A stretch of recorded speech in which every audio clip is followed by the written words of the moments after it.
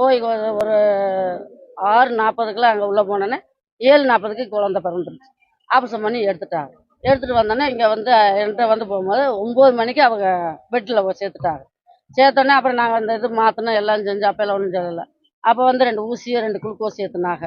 அதோட இருக்க பார்த்தா பிளட்டு வந்து வெளியேறிட்டே இருந்துச்சு. நாங்கள் வந்து இதுதான் தீட்டு தான் போகுதுன்னு நினச்சி நாங்கள் இதை மாற்றிட்டே இருந்தோம். பார்த்தா இருக்க கூட ஆரம்பிச்சிருச்சு.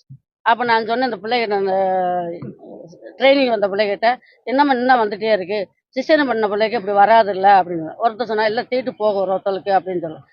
இருக்க சொன்னோன்னா நாங்கள் ஒரு 12 மணிக்கு ஒரு சொன்னேன். நான் 12 மணிக்கு ஆரம்பிச்சதை அவர் இப்போ டீச்சர் ஒரு ட்ரைனிங்கார போய் சொன்னேன் நீங்கள் போய் எங்கள் நர்ஸ்கிட்ட சொல்லுங்க அவங்க வந்துச்சு பாப்பாங்க.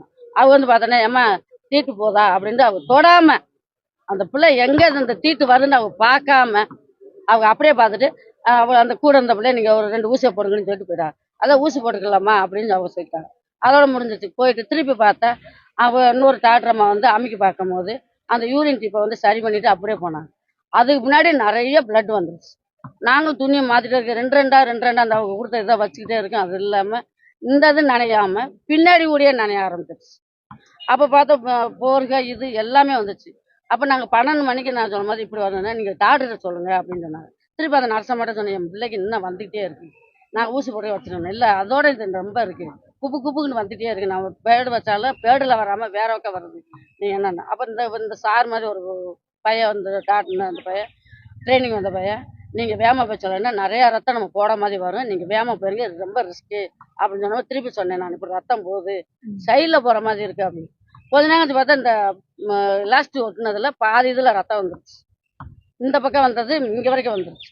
அப்போ நாங்கள் சொன்னேன் இப்படி ரத்தம் இங்கே வரைக்கும் வந்துருச்சுன்னு சொன்னோன்னே அவள் ஒரு டாக்டர் அம்மா வேமா வந்து எப்படி வந்துச்சுன்னு இங்கே தான் இப்போ வந்துச்சு நாங்கள் இது நினச்சோம் நாங்கள் நிறைய 3-4 போர்கள் இது பண்ணிட்டோம் அப்படின்னு சொன்னால் அவங்க வந்து பார்த்துட்டு இந்த எலாஸ்டிக் இப்படி பிரிச்சு நிமிச்சு பார்த்தா அப்படியே சீத்துன்னு அடிச்சிருச்சு. ரத்தம் நிறைய இருந்துச்சு. ஒரு அரை மணி நேரத்தில் எல்லாரும் சேர்ந்து வந்து அதை பார்த்தாங்க. ஆபரேஷன் பண்ண இடத்துல அடிச்சிருச்சு அந்த இதில் அந்த பிரிச்சு அந்த பிளாஸ்டிக் உரிச்சதுனால அடிச்சோடனே அவங்க சொன்னாங்க அப்போ நீங்கள் உள்ளே போங்க வெளியே போங்கன்ட்டு அவங்க எல்லாரும் சேர்ந்து அதை சரி பண்ணாங்க. இது சரி பண்ண முடியாது அவங்க ஆபரேஷன் தேட்டருக்கு 3 மணிக்கு போனாங்க. ஆனால் நான் சொன்னது 12 மணிக்கு. அவங்க என் பிள்ளைய பார்க்க வந்தது 3 மணிக்கு. தேட்டருக்கு கொண்டு போனது 3 மணிக்கு. மறு ஆபரேஷன் கூட்டு போனது. அப்போ என்கிட்ட வந்து சொன்னாங்க இந்த கர்ப்பப்பை வந்து சுருங்கலை அதனால நாங்கள் கர்ப்பப்பை எடுக்கிற மாதிரி வரும் அதனால அது நின்றோம் அப்படின்னு நாங்கள் சொன்னோம். பிள்ளை காப்பாற்ற தான் நம்ம செய்ய போகிறோம் எதுனாலும் ஒரு முயற்சி. அது இல்லாமல் இவ என்ன செஞ்சுட்டாங்க சரின்னு சொல்லிட்டு நாங்கள் எடுக்கிறோன்னு சொன்னால் நான் சரின்னு சொல்லிட்டு அதுக்கு எழுதி வாங்கினாங்க. நாங்கள் சொன்னோம் என் பிள்ளை நீங்கள் உயிரோட கொடுத்தா போதும். ஏன்னா 2 பச்சை மணி நேற்று நேரம் 2 நாள் குழந்தை இன்னும் அவள் பார்க்க